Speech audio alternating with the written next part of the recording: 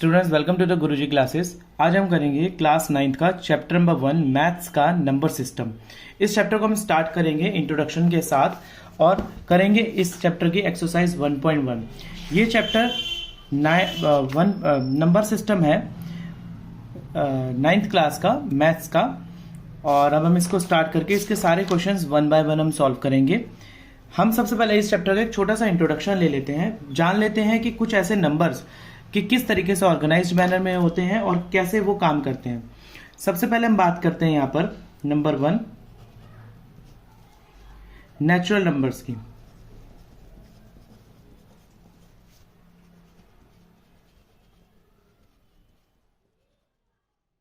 तो natural numbers होते हैं बेटे जो कंटिन्यूटी में रहते हैं। कंटिन्यूटी में मतलब कि जो कंटिन्यूइंग होते हैं। नेचुरल नंबर मतलब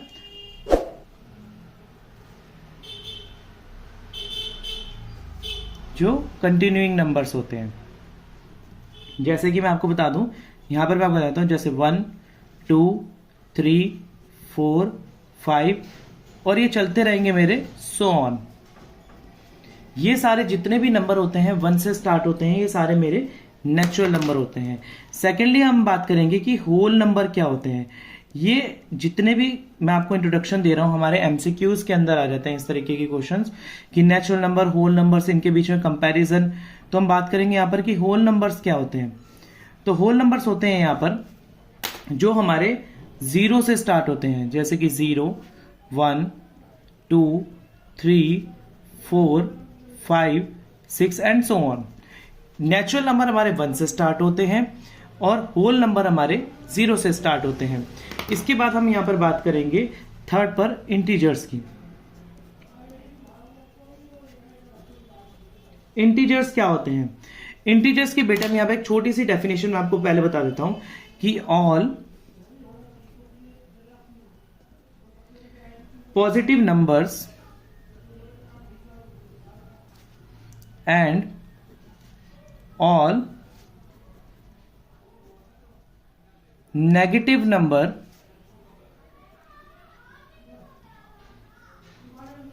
इंक्लूडिंग 0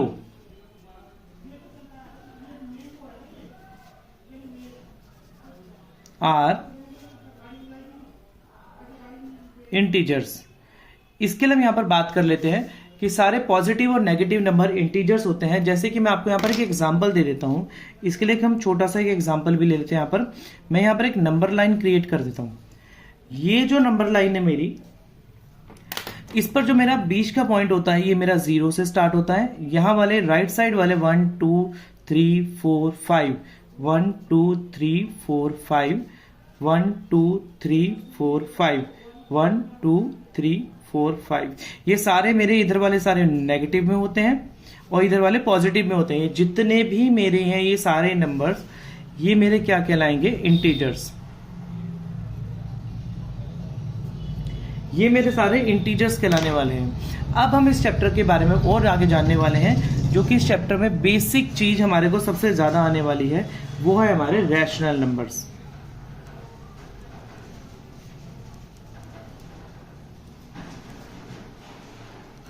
रैशनल नंबर्स क्या होते हैं?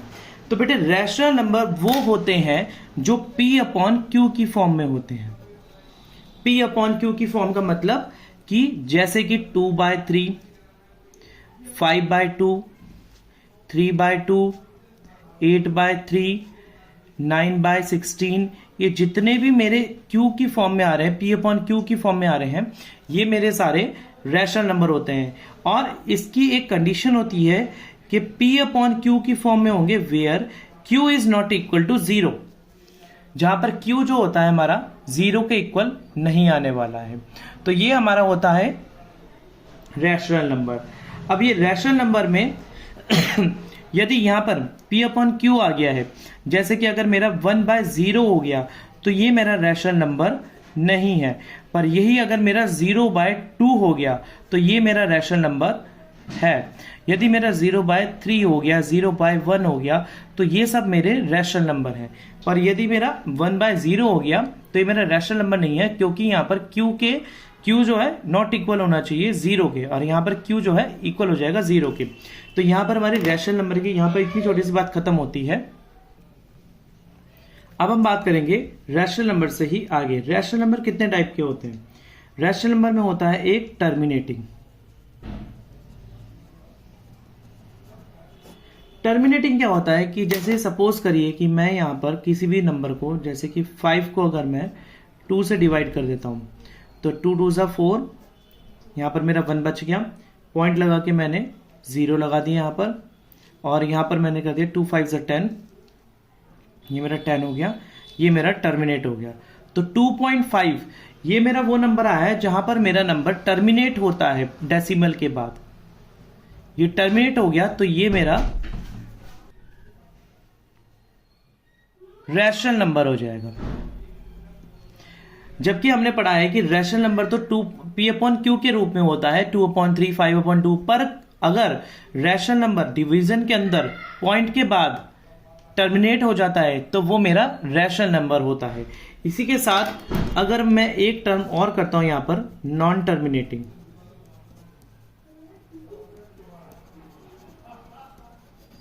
नॉन टर्मिनेटिंग आएगा बट रिपीटिंग डेसिमल। इसका भी एक छोटा सा एग्जांपल यहां पर देख लेते हैं। Non terminating but repeating decimal का मतलब होता है कि मैं यहां पर एक एग्जांपल लेता हूं, यदि मैं 10 के साथ 3 को करता हूं तो यहां पर 3 3 ज़ा 9, 1 आ गया, पॉइंट लगा के मैंने यहां 0 लगा दिया, 3 3 ज़ा 9, फिर 1 आ गया, फिर यहां पर 3 3 ज़ा 9, ये मेरा चलता चला जाएगा, 3 3 ज़ा 9, 3 3 ज़ा 9, ये मेरा आगे चलता रहेगा। तो मैं इसको यहां पर लिखूंगा 3.3333। तो ये मेरा क्या है, नॉन टर्मिनेटिंग है, प्लस ये रिपीटिंग डेसिमल है। डेसिमल के बाद जितनी भी डिजिट्स हैं ये रिपीट हो रही हैं, तो मेरा ये नॉन टर्मिनेटिंग रिपीटिंग डेसिमल है। अब इसके लिए मैं यहां पर क्या कर दूंगा, 3 के ऊपर जो रिपीटिंग मेरी टर्म है उसके ऊपर मैं यहां पर बार लगा दूंगा, तो ये मेरा हो गया 3.3 बार। तो ये भी मेरा रैशनल नंबर में आ गया। अब मेरी ये जो दोनों टर्म थी ये मेरी रैशनल नंबर में आ जाती हैं, दोनों टर्म्स मेरी रैशनल नंबर में आ गई। अब हम देखेंगे इरैशनल नंबर क्या होता है। तो इरैशनल नंबर देखने के लिए हम सबसे पहले थोड़ा एग्जांपल ले लेंगे यहां पर। इरैशनल नंबर वो होता है जो कि नॉन रिपीटिंग टर्म होती है, नॉन रिपीटिंग। डिवीजन में ये मेरी नॉन रिपीटिंग टर्म होती है। इसका मतलब कि यदि मैं एक एग्जांपल यहां पर ले लेते हैं, जैसे कि आपको मैं एग्जांपल यहां बताता हूं, पाई मेरा एक 22/7 पाई की वैल्यू होती है। पाई मेरा एक इरैशनल नंबर है। कैसे, इसका एग्जांपल यहां पर देख लेते हैं हम। मैं यहां पर करता हूं डिवाइड 22 को 7 से, तो यहां पर मैं कर दूंगा जैसे 7 या 21, 21 आ गया, यहां पर मेरा आ जाएगा यहां पर 1, पॉइंट लगा के मैंने यहां पर 0 लगा दिया, 7 एकम 7, और फिर इसके बाद मैं इसको यहां पर माइनस कर दूंगा, 10 में 3 गए, 10 में 7 गए 3, फिर यहां पर कर दूंगा और फिर एक 0 और लगा दूंगा, फिर 7 चौक 28, 28 के बाद मेरा यहाँ पर 2 बच गया 30 में से, और फिर इसके बाद ये सोवन चलता रहेगा, अलग अलग संख्याएं आती रहेंगी। वैसे पाई की वैल्यू ज्यादातर हम देखते हैं कि 22/7 या फिर 3.14 आती है क्वेश्चन के अंदर। जब हम अपने 9th क्लास के अंदर मेंसुरेशंस वाले चैप्टर कर रहे होंगे, सरफेस एरिया वाले, तो उसमें हमारे को या तो पाई की वैल्यू 22/7 दे रखी होगी या 3.14 दे रखी। बट पाई के इसलिए हमारा इरैशनल नंबर इसलिए होता है क्योंकि अगर मैं इसको यहां पर कर दूं, यहां पर 0 लगा देता हूं मैं, तो ये मेरा चला जाएगा 7 2 14, फिर चला गया यहां पर 10 में 4 गए 6, तो ये मेरा रिपीट हो रहेगा। पाई की वैल्यू मेरी यहां पर क्या आ रही है, 3.142 एंड ऑन, पर ये मेरा नॉन रिपीटिंग नंबर है, नॉन रिपीटिंग। तो जो मेरा नॉन रिपीटिंग नंबर होगा वो मेरा इरैशनल नंबर होगा। तो ये था हमारा छोटा सा इंट्रोडक्शन इरैशनल नंबर का, नंबर सिस्टम का, चैप्टर नंबर 1 का, एक्सरसाइज 1.1 का। और अब हम स्टार्ट करेंगे यहां पर एक्सरसाइज 1.1। एक्सरसाइज 1.1 में क्वेश्चन नंबर 1 से हम स्टार्ट करेंगे। एक्सरसाइज 1.1 का क्वेश्चन नंबर 1 मेरे को यहां पर कहता है Is 0 a rational number? Can you write it in the form of P upon Q, where P and Q are integers and Q is not equal to 0? तो इसका हम आंसर यहां पर देख लेंगे छोटा सा, कि यहां पर ये बोला है क्या 0 हमारा रैशनल नंबर है। क्वेश्चन नंबर फर्स्ट हमारा कह रहा है क्या 0 हमारा रैशनल नंबर है। यस, 0 हमारा एक रैशनल नंबर है। हम आंसर में सबसे पहले लिखेंगे यस। अपने आंसर को सपोर्ट करते हुए बोलेंगे कि 0 is a rational number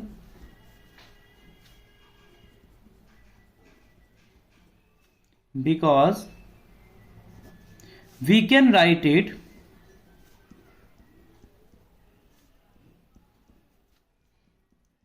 in the form of P upon Q. For example, मैं एग्जाम्पल अगर यहां देता हूं तो मैं जैसे कि यहां पर 0.1 लिख सकता हूं, मैं यहां पर 0.2 लिख सकता हूं, 0.3 लिख सकता हूं, 0.4 लिख सकता हूं एंड ऑन। मैं सो ऑन लिखता रहता हूं। और यहां पर सेकंड लाइन में मेरे को ये बोल रहा है कि where P and Q are integers and Q is not equal to 0। Yes, हमारा जो यहां पर जो पी अपॉन क्यू की फॉर्म में यदि मैं 0 को लिख रहा हूं यहां पर, तो यहां पर जो मेरा 0.1 लिखूंगा तो इसके अगर मैं सामने वाली चीज देखूंगा तो क्यू के इक्वल में नहीं है, क्यू जो not equal to 0, Q is equal to 1। तो हमारे फर्स्ट वाले का आंसर राइट हो जाएगा। Yes, 0 is a rational number. अब सेकंड क्वेश्चन यहां पर कह रहा है हमारे को find the 6 rational number between 3 and 4। 3 and 4 के बीच में 6 रैशनल नंबर कह रहा है हमारे को करने के लिए। 3 एंड 4 के बीच में 6 रैशनल कह रहा है। सबसे पहले हम देखेंगे यदि मेरे पास 2 डिजिट्स लिखी हुई है 3 एंड 4 और इनके अपॉन में कुछ भी नहीं है, तो हम इनके अपॉन में 3/1 और 4/1 अपने आप से ही डिटरमाइन कर लेंगे कि जब किसी भी संख्या के नीचे कुछ नहीं होगा तो उसके नीचे 1 माना जाएगा। अब ये 3/1 ये मेरी P अपॉन Q के रूप में लिखी हुई है और 4/1 ये भी मेरी P अपॉन Q की टर्म में लिखी हुई है। तो मैं इसको अब करने के लिए यहां पर 3/1 को करूंगा। सबसे पहले यहां पर 3/1 आ गया। अब 3/1 के अंदर मैंने यहां पर लिख दिया, इसमें डिनोमिनेटर को हमें एनलार्ज करना पड़ेगा क्योंकि न्यूमिनेटर मेरा बड़ा है, डिनोमिनेटर छोटा है। तो मैं क्या करूंगा, यहां पर डिनोमिनेटर को एनलार्ज करूंगा। डिनोमिनेटर को एनलार्ज करने के लिए मैं ऊपर नीचे दोनों तरफ 10 से मल्टीप्लाई कर दूंगा। तो 10 से मल्टीप्लाई करने के लिए क्या करूंगा, 3 इंटू 10 अपॉन में 1 इंटू 10। तो मेरा यहां पर फर्स्ट में आंसर क्या आ जाएगा, 30 अपॉन में 10। ऐसा ही मैं 4 के लिए करूंगा। 4 के नीचे 1 लगाकर मैं यहां पर क्या करूंगा, 4 इंटू 10 और 1 इंटू 10। तो इसका मेरा आंसर आएगा 40 अपॉन में 10। अब आप देख सकते हैं यहां पर अगर मैं इसका आंसर यहां पर लिखूंगा, इन दोनों के बीच की मेरे को 6 मेरे को इन दोनों के बीच के रैशनल नंबर लिखने हैं। तो 6 रैशनल नंबर फाइंड आउट करने के लिए मैं क्या करूंगा,